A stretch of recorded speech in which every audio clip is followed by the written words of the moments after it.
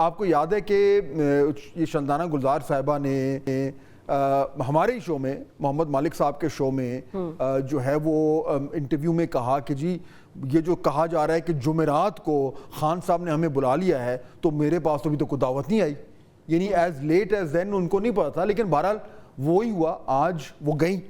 تو آج ہوا یہ کہ آج پتہ بتایا گیا کہ جی عمران خان صاحب نے جو تمام جو مختلف گروپس جو بنے ہوئے ہیں ان کو آج اڈیالہ جیل بلایا ہے. 2 گروپس جو ہیں, وہ جو تیسرا گروپ ہے وہ تو باہر کا ہے نا, اس کو تو نہیں بلا سکتے, اور ان سے معاملات جو ہیں وہ طے کیے گے اور کہا جائے گا کہ جی مسئلہ ختم ہو جائے گا. اور آپ کو یاد ہے کل جب عمران خان صاحب کی ملاقات ہوئی تھی صحافیوں سے تو انہوں نے اس وقت بھی کہا تھا کہ میں یہ ہمارے یہاں کوئی اس طرح کی گروپ بندی نہیں ہے, اور جو ہے وہ ہم مسئلے مسائل حل کر دیں گے. لیکن پھر کیا ہوا, آج وہ گئے, وہ گاڑیوں میں جب وہ پہنچے تو جو وہاں پہ ہمارے میڈیا کے لوگ موجود تھے انہوں نے ان سے بات بھی کی کہ جی آپ ان کو ملنے جا رہے ہیں. جب وہ گیٹ کے اندر جا رہے ہوتے ہیں تو سب نے کہا کہ جی ہاں بالکل آج جو بھی ہے بڑی امپورٹنٹ میٹنگ ہے.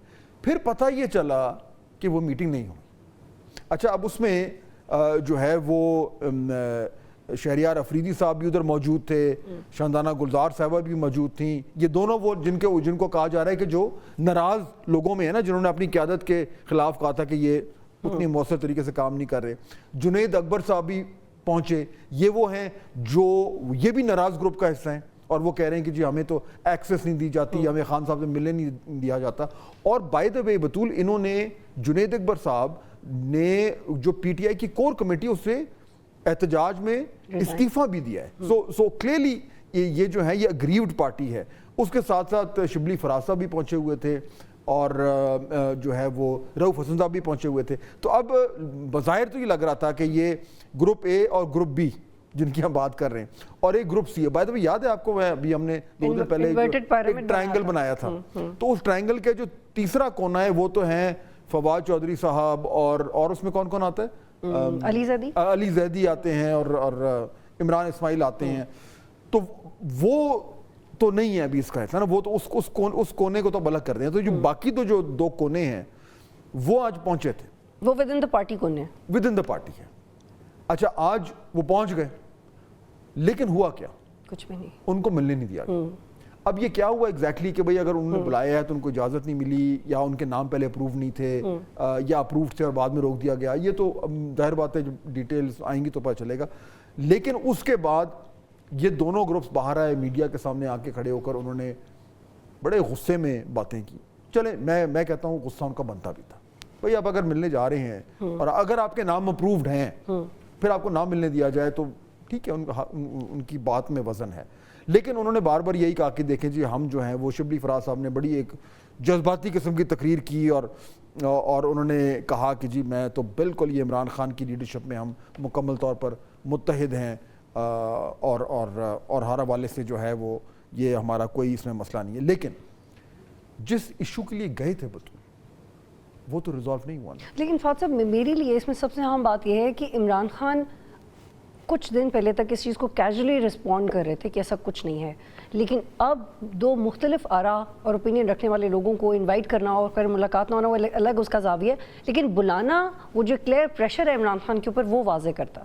بالکل, اور وہ پریشر اس لیے بھی ہو رہا ہے واضح کیونکہ دیکھیے اگر تو وہ ہر شخص اگر یہ پریٹینڈ کرے کہ جو کوئی مسئلہ نہیں ہے تو ٹھیک ہے جی, آپ پریٹینڈ کریں تو مسئلہ نہیں ہے تو پھر ہو سکتا ہے واقعی نہ ہو. لیکن جب آپ اس کو ایکنالج کر رہے ہیں, ان دونوں گروپس کو اپنے پاس بلانا کا مطلب ہے کہ وہ ایکنالج کر رہے ہیں کہ یہ پرابلم ہے, اور وہ پرابلم اگر ہے اور ان کو بلایا جا رہا ہے تو وہ یہ تو نہیں ان کو اس لیے تو نہیں بلا رہے کہ وہاں جا کے ان کو مزید لڑائیں. اور فرق یہ تھا, یا آپ ہی کا جملہ میں آپ کو یاد کرا دوں, پروگرام سے پہلے بھی جب بات کر رہے تھے کہ جب ڈویژنز تو ہمیشہ سے رہی ہیں پارٹی میں, اختلاف رائے بھی, لیکن اب فرق یہ ہے کہ اس کی رسپانسبلٹی عمران خان لے سکتے تھے, اس کی رسپانسبلٹی نہیں لے سکتے. تو کیا ان کی طاقت بھی کم ہے اس کو سارٹ کرنے؟ نہیں, دیکھیں یہ آپ نے بڑا اچھا نقطہ اٹھایا. دیکھیے میرا موقف یہ ہے کہ آج اگر عمران خان صاحب نے ان کو بلایا تھا تو وہ جینوئنلی چاہ رہے ہیں کہ یہ مسئلہ حل ہو, کیونکہ ان کو نظر آ رہا ہے یا جتنا بھی ان کو بتایا جا رہا ہے, اور جو اگر سچی تصویر عمران خان صاحب کے سامنے جو ہے وہ کھینچی جا رہی ہے تو ان کو ایکچولی پریشان ہونا چاہیے,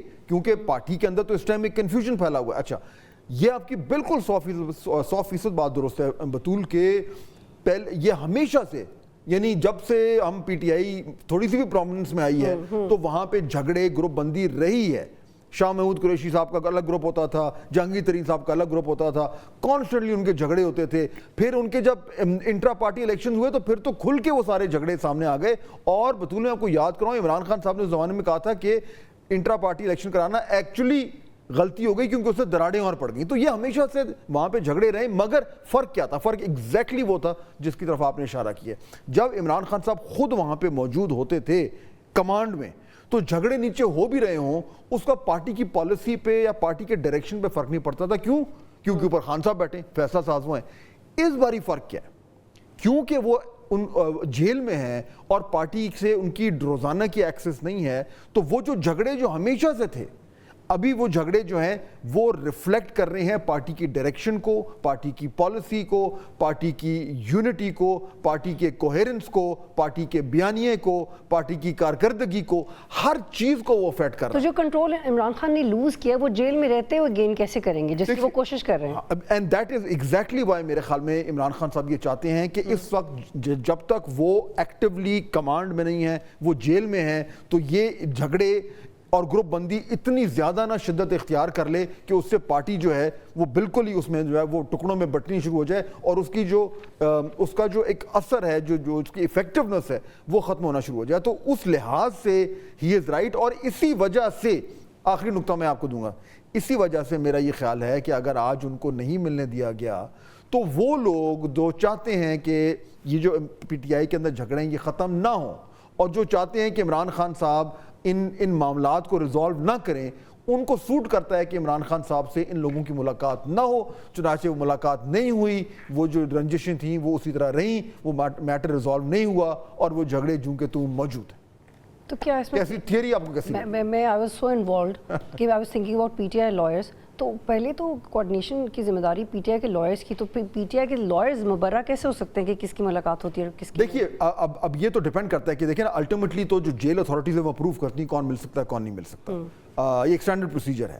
اب اس میں کن کے نام گئے تھے, اپروو ہوئے نہیں ہوئے, وہ we don't know as yet. But the very fact کہ ان کو نہیں ملنے دیا گیا, اس کے پیچھے بھی ایک سیاست ہے, اور وہ سیاست کا مقصد میرے خیال میں ایک ہی ہو سکتا ہے کہ یہ جو ایک دراڑ پڑی ہوئی ہے, یہ اس کو دراڑ کو مزید بڑھایا جائے, اور عمران خان صاحب کو یہ موقع نہ دیا جائے کہ ان لوگوں سے مل کر اور ان کی صلح صفائی. لیکن ملنے کون نہیں دیتا, اس کے بارے میں عمران خان نے بھی کہا, کچھ اور لوگوں نے اس پہ ڈسکس کریں گے اور بریک لیں گے, اور جب بریک کے پاس آئیں گے تو علی محمد خان صاحب ہمیں جوائن کریں, ان سے یہ بات کریں گے کہ پارٹی میں جو دھڑے بندی ہے اس کا فائدہ اس وقت کون لے رہا ہے. ایک بریک لیتے ہیں پھر واپس آئیں.